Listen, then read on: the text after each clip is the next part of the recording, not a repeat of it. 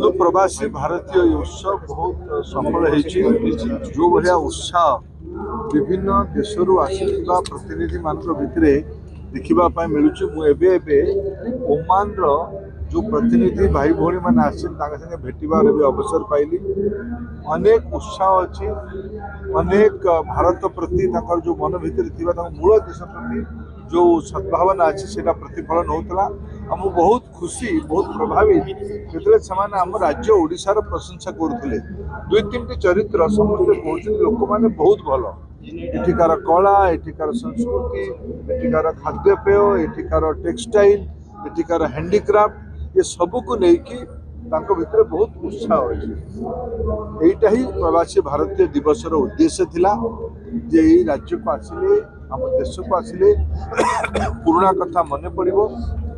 पुराणा स्मृति को भी मन पकेबे। आज ओमान रू जड़े वयस्क भद्र महिला आसी जी कि जीवन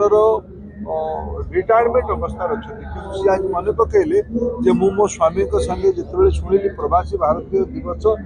ओडिशा रे होची भुवनेश्वर होची मु आसवाई उचित मन कली यही मो 47 वर्ष पूर्वे उत्कल यूनिवर्सिटी पाठ पढ़ी केवे जीवन में भावी नी मूलतः केरल रोकवा छात्री